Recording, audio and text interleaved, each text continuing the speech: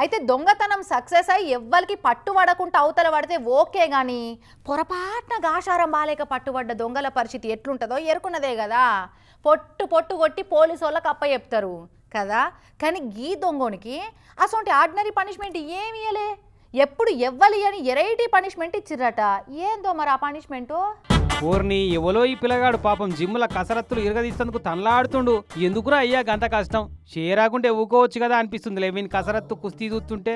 కానీ అట్లా వద్దని ఊకునే ఛాన్సే లేదు. ఎందుకంటే వీనంతటా వీడు ఇష్టపడి చేస్తున్న ఎక్సర్సైజులు కావి. దొంగతనం చేసుకుంటా పట్టుబడితే ఎక్సర్సైజులు చేసే పనిష్మెంట్ ఇచ్చిరట ఈ జిమ్ వాళ్ళు. ఇక చూడు వాని కష్టం ఎట్లుందో. అనుకుంటా పెయిలున్న బలమంతా ఒడిచేదాకా చేపిస్తున్నారు. బంగ్లాదేశ్ కాక్స్ సెంటర్లు ఉన్న ఒక జిమ్లా దొంగతనానికి వచ్చినట్ట ఈ దొంగోడు. ఏమెత్తుకపోదామని ట్రై చేసిండో కానీ రెడ్ హ్యాండెడ్ గా పట్టుబడితే ఇక ఇట్లా ఎక్సర్సైజులు చేసే పనిష్మెంట్ ఇచ్చిరట ఆ జిమ్ వాళ్ళు. కాలు మొక్తా, దండం పెడతా, కావాలంటే పోలీసు వాళ్ళకి అప్పయ్యేపురి అని బతిలాడినా ఇడవకుండా చేతులు కాళ్ళు వడిపోయేటట్టు చేపించారు దొంగతోటి ఎక్సర్సైజులు. ఇక మళ్ళీ తప్ప దొంగతనాలకు పోయేది ఉంటే మాత్రం మంచిగా జిమ్లో ఎక్సర్సైజులు ఇరగదీసి ప్రాక్టీస్ చేసిపోతాడు కావచ్చు. పుసుక్కున్న పట్టుబడ్డ ఇసుంటి పనిష్మెంట్ ఇస్తే పరిశాన్ కాకుండా అని జోకులు వేసుకుంటారు జనాలు.